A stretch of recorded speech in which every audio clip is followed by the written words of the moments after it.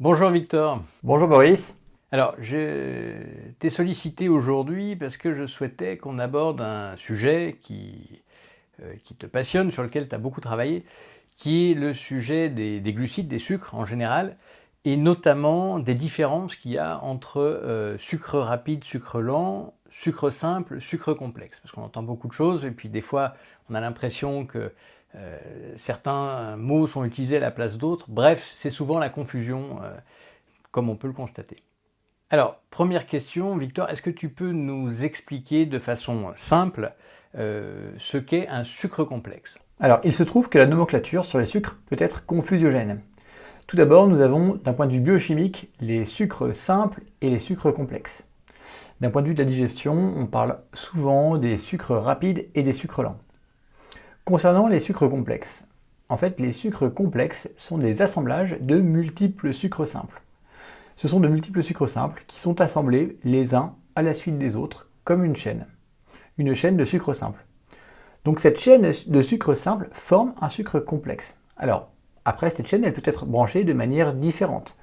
Elle peut être branchée sur une seule chaîne, ou alors avec d'autres chaînes qui partent en plus sur les côtés, à la manière d'un buisson.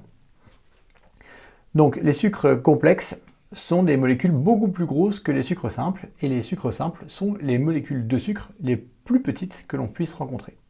Très bien. Bon, je crois que c'est clair. On imagine bien ce buisson fait de petites briques qui sont liées les unes aux autres. Et donc le rôle de la digestion, en fait, va être de découper ces sucres complexes en sucres simples pour pouvoir les absorber. Alors il faut aussi savoir que certains sucres complexes ne peuvent pas être découpés en sucres simples par la digestion, en tout cas pas chez l'homme, c'est le cas du cellulose et de certaines fibres. Donc ce sont à proprement parler des sucres complexes, mais qu'on n'arrive pas à découper en sucre simple avec la digestion. Et donc, chez l'homme, ils ne sont pas absorbés. Donc, en gros, on n'a pas les bonnes enzymes pour les couper, quoi. C'est ça, on n'a pas les bonnes enzymes ni les bonnes bactéries, hein, parce que certains types de sucres complexes n'ont quasiment pas en fait d'enzymes qui permettent de les découper en sucre simple chez les mammifères.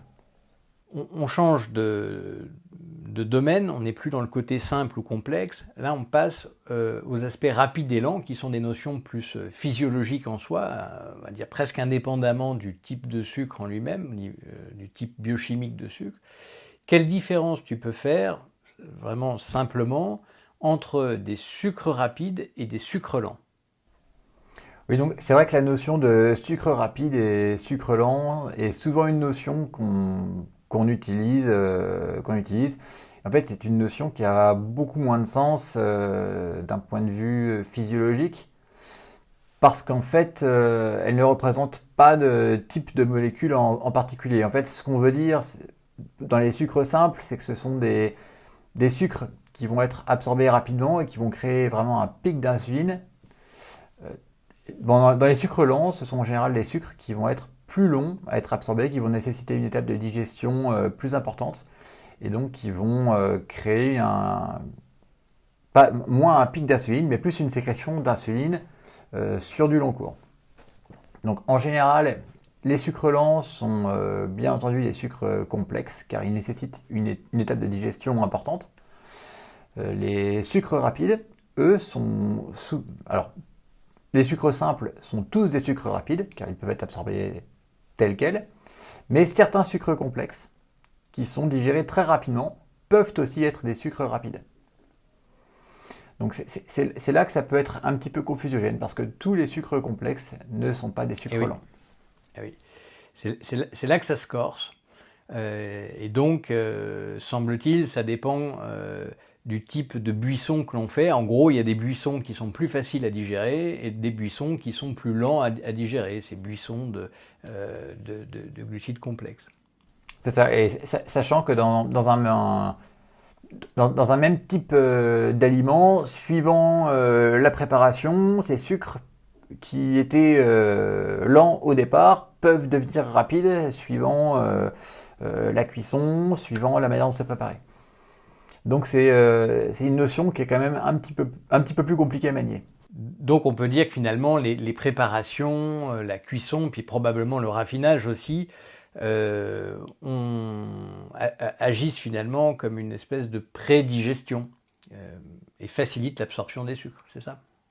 C'est ça. En fait, la plupart des sucres que l'on trouve dans la nature, quand ils ne sont pas transformés, sont en général des sucres lents. Alors, sauf dans les fruits qui sont très sucrés. Mais à l'état naturel, si on n'a pas mis d'étape de transformation sur les végétaux, la plupart sont des sucres qui sont quand même plutôt lents à absorber. Mais la transformation et la cuisson vont en fait accélérer grandement la vitesse d'absorption de ces sucres pour l'organisme. Alors on va passer à des questions un peu plus pratiques. Où trouve-t-on des sucres simples dans la vie de tous les jours? Dans la vie de tous les jours, déjà, les sucres, on les trouve dans les produits végétaux, essentiellement. Les sucres simples, ils sont assez faciles à détecter par l'organisme parce qu'ils ont le fameux goût sucré. Donc en fait, les aliments qui ont un goût sucré sont les aliments qui contiennent des sucres simples. Donc ce sont essentiellement les fruits, le miel. Après, on ne va pas parler des aliments transformés comme les bonbons et les crèmes glacées. Mais en tout cas, on va dire entre guillemets dans les aliments naturels, c'est essentiellement dans les fruits et le miel. Dans la pratique, dans la vie de tous les jours, où est-ce qu'on trouve en revanche des sucres complexes qui soient des sucres lents, entre guillemets vrais sucres complexes? Pour les sucres complexes lents, il faut aller voir par exemple du côté des légumineuses ou de certaines céréales quand ils ne sont pas transformés, c'est-à-dire pas réduits à l'état de farine ou à l'état de purée, et quand ils ne sont pas trop cuits. Donc dans ce cadre-là, on va avoir des glucides complexes qui vont nécessiter une étape de digestion suffisamment importante pour que l'on puisse parler de sucre lent. Après, il y a tout le problème des sucres complexes qui sont en fait non pas des sucres lents mais des sucres rapides parce qu'ils ont une structure particulière. Donc là-dedans, on classe notamment la pomme de terre. Alors ça fait toujours un peu tiquer les gens. Les gens sont parfois surpris. Et donc nous, on le voit bien chez nos patients diabétiques, puisque s'ils absorbent de la pomme de terre, 30 minutes après, la glycémie a monté, donc ce qui est la définition même d'un sucre rapide. Où est-ce qu'on peut trouver d'autres sucres complexes quels sont les autres aliments où on pourrait avoir des sucres complexes qui soient des sucres rapides?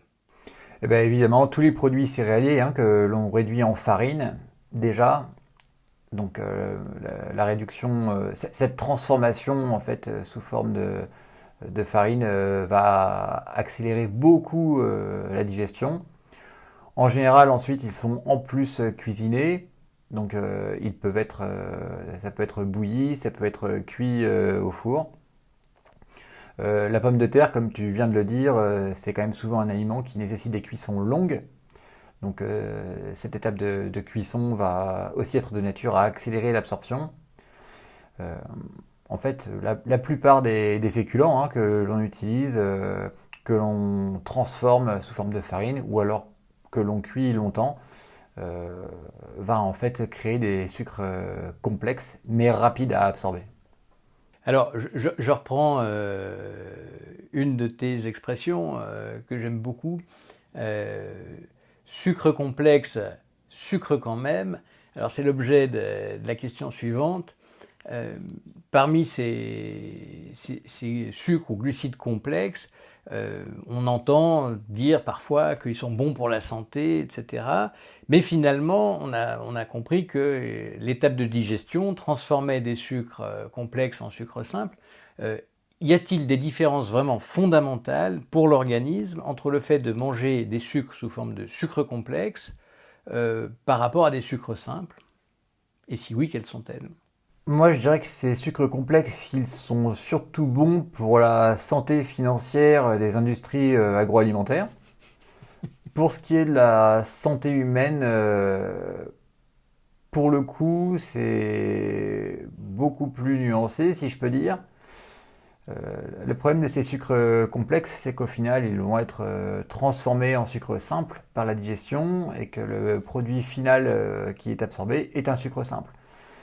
Donc le problème, en fait, quand on va manger une plâtrée de pâtes, des pommes de terre ou du pain, c'est qu'en fait, ce qu'on va absorber au final, c'est des sucres simples, comme du sucre de table, euh, des, euh, des bonbons ou du miel. Enfin, le produit final absorbé est le même que pour les sucres simples. Donc c'est vrai que quand on dit aux gens que c'est meilleur pour la santé, alors certes, il n'y a pas le même pic d'insuline que pour les sucres simples. Donc le pic d'insuline en soi, c'est quand même un événement assez stressant pour l'organisme euh, qui, qui entraîne probablement des problèmes métaboliques spécifiques. Même si le sucre lent ne produit pas ce même pic d'insuline, la quantité de sucre qui va au final être absorbée reste massive. En fait, hein, quand on mange des féculents, les féculents ne sont pas à proprement parler des aliments qu'on retrouve dans le régime classique d'Homo sapiens. Et ça représente des quantités de glucides massives par rapport à ce pourquoi est prévu notre organisme. Tout à fait, tout à fait.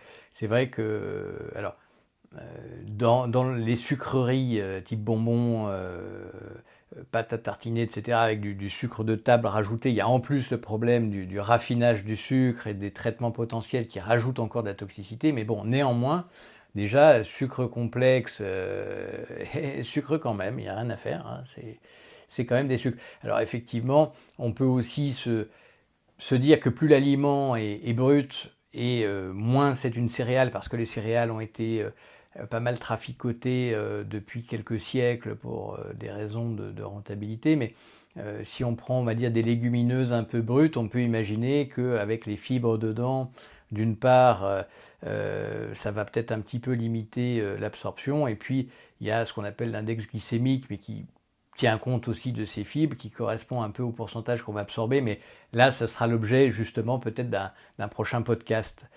Alors, on va prendre un exemple concret du quotidien. Je vais aller faire mes courses. Je vais acheter du pain complet, des pâtes complètes, de la salade, un steak de bœuf, un pavé de saumon et une orange. Où est-ce que vont se cacher les sucres dans mon panier ? Eh bien, dans ce panier, on va avoir beaucoup de glucides, évidemment, dans le pain complet et dans les pâtes complètes. Ça va être potentiellement certains glucides, des glucides complexes, mais certains glucides qui seront quand même des sucres rapides. Donc dans le pain complet et les pâtes complètes, hein, le fait qu'il ne soit complet n'empêche pas du tout le fait qu'il soit composé de glucides.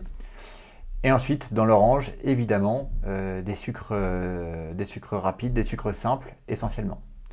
Dans le reste de ce panier, il n'y aura pas de glucides. Donc dans la salade, il y a des fibres, mais qui ne sont pas digérées sous forme de sucre chez l'être humain, en tout cas.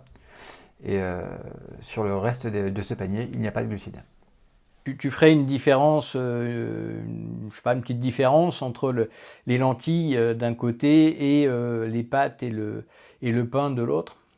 Alors, je ferai une différence dans le sens où la lentille n'est pas un aliment transformé.